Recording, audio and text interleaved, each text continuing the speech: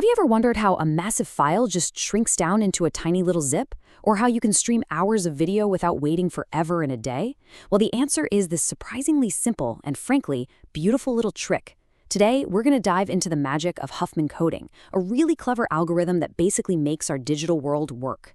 So how does this whole thing work? Well, believe it or not, we don't need some huge, complicated file to get the main idea. This simple little string of 7 characters right here, this is all we need. This is going to be our guide as we unpack this amazing piece of computer science. Okay, so before we can shrink this text, we kind of need a starting point, right? A baseline. We need to know its original size. So how much space does our little message actually take up on a computer? The answer to that is going to show you exactly why we need a better way to do things. Usually computers use a standard like ASCII. And with ASCII, every single character, doesn't matter if it's super common or really rare, gets the exact same size code. In this case, 8 bits.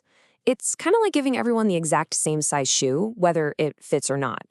So for our 7 characters, that's a total of 56 bits. I mean, it's simple for sure, but it's also incredibly wasteful. So how can we do better? Well, the solution comes from a brilliantly simple idea. Instead of treating every single character the same, what if we gave some special treatment to the ones that show up the most? And this right here, this is the core idea of Huffman coding. The characters that pop up all the time, like the letter E in pretty much any English text, they should get these tiny little codes. The rare ones, like Z or Q, well, they can have longer ones. It makes sense, right? By tailoring the code length to how often a character appears, the total number of bits should just plummet. Okay, so to make this actually happen, we need a system. We're going to build a special kind of data structure called a Huffman tree. Now, I know it sounds kind of complex, but it's really just a few simple, repeatable steps. Let's just walk through it together. The very first step?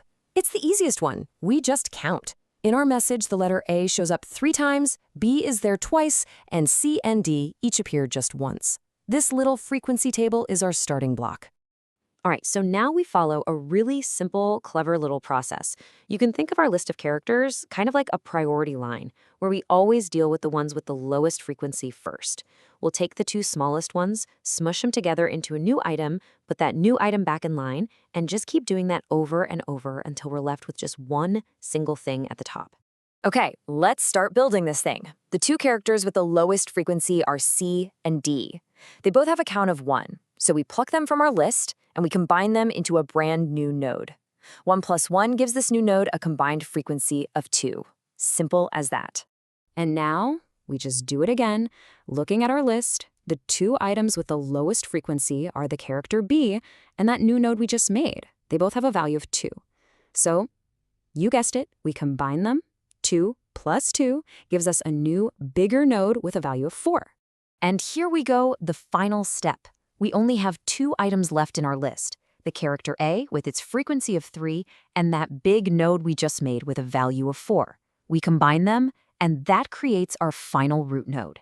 And since there's only 1 item left, our tree is officially complete. So we have this tree structure.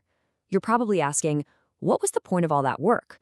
Well, my friend, this is where the magic happens. We're about to use this very tree to create our super efficient codes and see just how much space we actually saved. So here's how we get our codes from this tree. It's a really simple rule. Every time we travel down a branch to the left, we write a 0. Every time we go down a branch to the right, we write a 1. So to find the unique code for any character, we just trace the path of 0s and 1s from the very top of the tree all the way down to that letter. And here it is. This is the payoff. This is the big aha moment. Just look at the letter A, our most frequent character. What's its code? The shortest one possible. Just a single bit, the number 1. And meanwhile, C and D, our least frequent characters, they get the longest codes. This is exactly what we were hoping for. So now we can finally translate our original message. We just replace each letter with its new custom-fit Huffman code. A becomes 1, B becomes 00, C becomes 010, and on and on. And what we're left with is this single continuous stream of bits. No space is needed. And if we actually count up the total number of 1s and 0s in our new super compressed message, what do we get? A grand total of just 13 bits. Let's really put that into perspective for a second. We started with 56 bits using that standard one-size-fits-all system. But by building a simple frequency tree, we crushed that exact same information all the way down to 13 bits. I mean, that's a reduction of over 76%. That is absolutely incredible. But hold on a sec. How can a computer possibly read that long string of ones and zeros without any spaces? This is where the tree's structure comes in.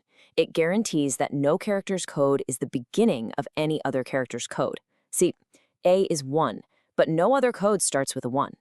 This prefix property is a fancy way of saying a computer can read the stream from left to right and never get confused. It always knows exactly when one code ends and the next one begins. Okay, so the really crucial point here is that this isn't just some neat little academic puzzle. This simple idea, giving shorter codes to more frequent things, is a fundamental cornerstone of our modern digital world.